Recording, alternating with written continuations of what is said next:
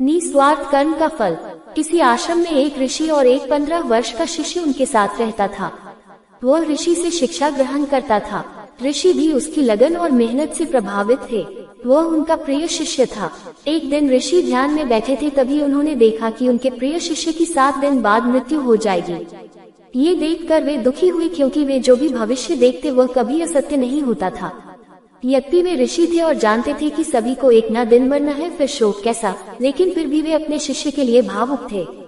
उन्होंने सोचा, इन 7 दिनों में यदि उनके शिष्य की कोई इच्छा है तो वे उससे अवश्य पूछेंगे। उन्होंने उसे बुलाया और पूछा, तुम एक आज्ञाकारी शिष्य हो, तुम्हारी कोई इच्छा है तो तुम बता सकते हैं।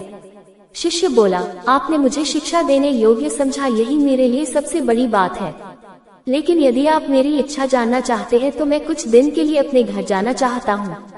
ऋषि जानते थे घर जाने के बाद ये कभी वापस न आएगा, क्योंकि तब तक इसकी मृत्यु हो जाएगी और आखिरी बार वे उसे देख भी न पाएंगे। लेकिन उन्होंने उस जाने दिया। शिष्य अत्यंत प्रसन्न था। वह अपने घर जा रहा था।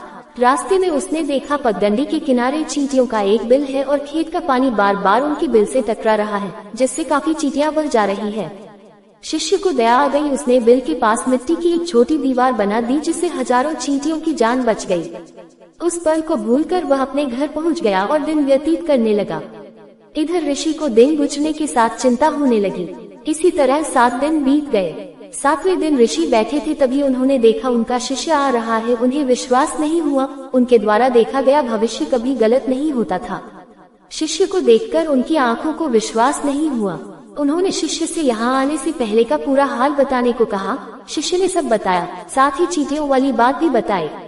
ऋषि को जानने में तनिक भी देर न लगी कि हजारों चींटियों की निस्वार्थ जान बचाने के कारण उनके शिष्य की मृत्यु टल गई। उसने अपने कर्म से अपने भाग्य को बदल दिया, और वह भी फल की चिंता किए बिना। कहानी पसंद आए तो चैनल को सब्सक्राइब कर दे। जय श्री राम।